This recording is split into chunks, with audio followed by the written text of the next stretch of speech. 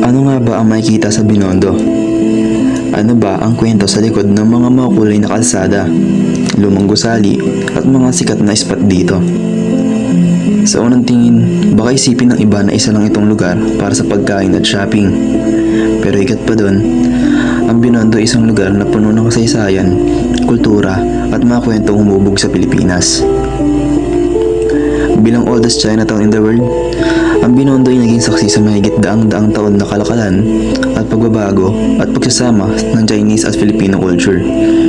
Kaya samahan niyo ako habang tinutuklas natin ang mga makasaysayang lugar sa Binondo at alamin kung bakit hanggang ngayon buhay na buhay pa rin ang kasaysayan dito. Kaya tara, panoorin niyo ako kung paano ko nilibot at puntahan ang mga historical spot dito. Hi guys, it's 9 AM and papunta tayo ngayon sa Binondo. Maaga tayong pumunta kasi ayoko ng hapon or gabi dahil medyo maraming tao na nun. And pag hapon naman, mainit. So, katamtaman na naman ngayon. And magkapatid ako ngayon sa tatay ko kasi hindi ko alam kung ano yung sakay papunta sa Binondo. Sorry na. And ayun, the only thing na hindi ako na-excite is kahit gantong oras may maraming pa rin tao doon. Pero anyways, kaya naman na yun. Samahan niyo ako sa live ko.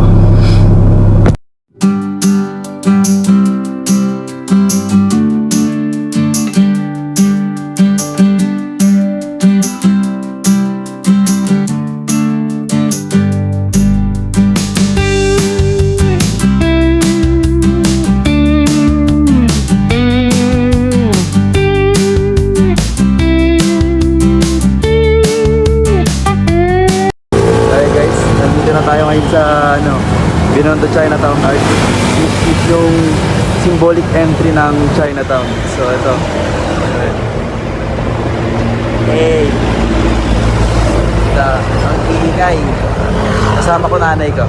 Ay ma, teka sa vlog. So ayan, bigyan na natin ng highlights.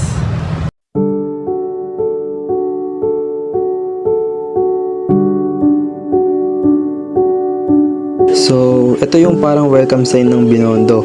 Makikita natin dito yung Chinese-inspired design na nagpapakita ng culture Chinese-Filipino community. Historically, ang Binondo ay na-establish noong 1594 during Spanish colonial period.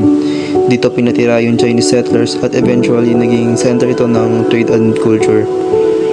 So, this arc represents friendship, trade, and long history between Chinese and Filipinos.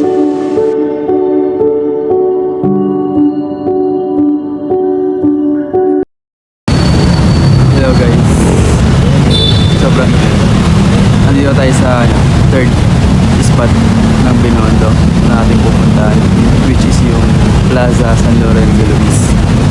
At ito yung makikita sa kanya.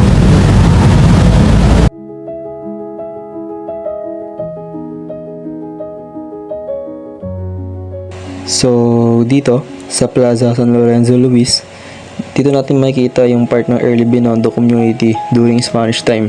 And later on, pinangalan ito after St. Lorenzo Luis, the first Filipino saint with Chinese-Filipino background. At ang place na to is important kasi nagpapakita siya ng religious at cultural identity ng Binondo community.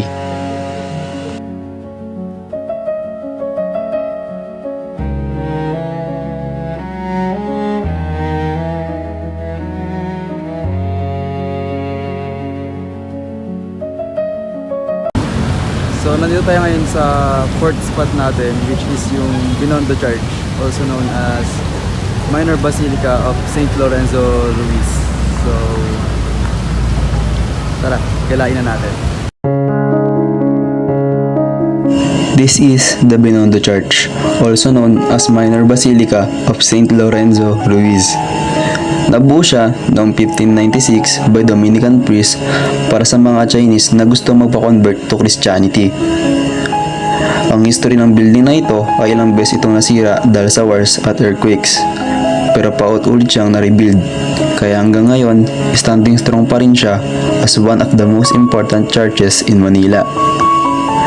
This church represents faith, resilience, and cultural connection.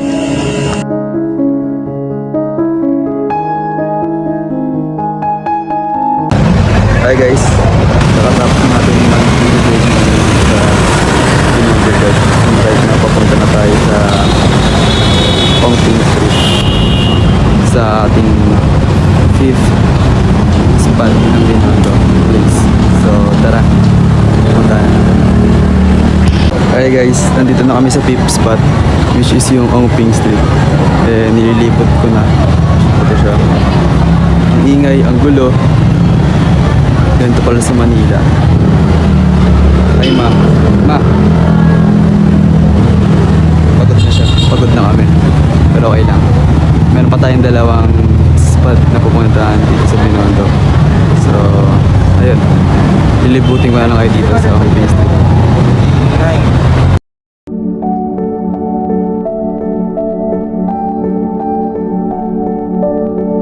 Ang name ito comes from Roman Ongpin, isang Filipino-Chinese businessman na tumulong sa mga Filipino during Spanish Revolution period. Until today, Pongping Street is still very alive, parang heart ng business at food culture ng Binondo.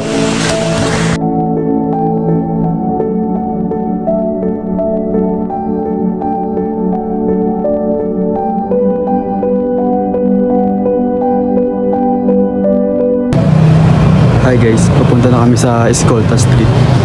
And sobrang init niya na. Ang oras na rin. Ewan ko kung kaya pa to. Okay lang naman. Patapos na rin. And libutin ko na lang dito kasi puro lumang building na naman to. Then montage na ulit ng street. Kaya tara. Nanay ko. Let's go. Hi, Shub. Nandito na kami sa Escolta Street. And ito siya right now. Ayan. Ayan siya. And yeah, let's do the montage.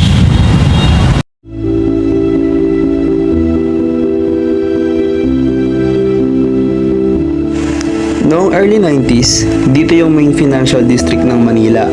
Maraming banks, luxury shops, at business centers dito noon. So this area shows how Binondo and Manila developed economically over time. Even now, kahit hindi na siya super busy tulad ng dati, important pa rin siya as a historically reminder ng Old Manila.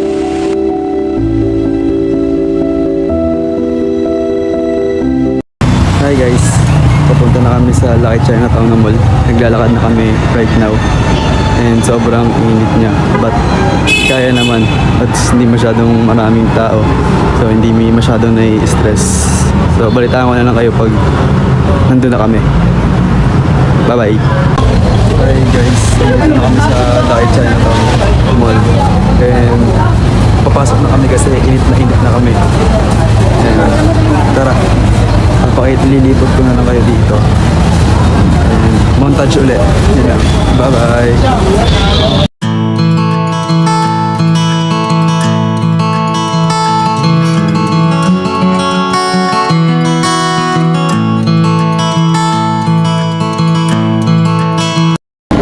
Hi guys, papasok na kami ng mall. And mag-iis na kami maglibot dito. And ayun, mag-montage na. So, bye-bye.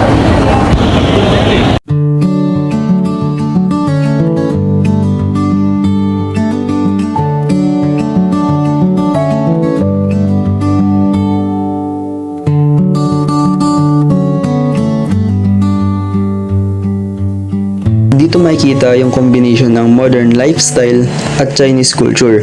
May shopping, food, at entertainment. So it shows na kahit historical yung Binondo, nag-a-adapt rin siya as modern times habang pinapreserve yung culture niya.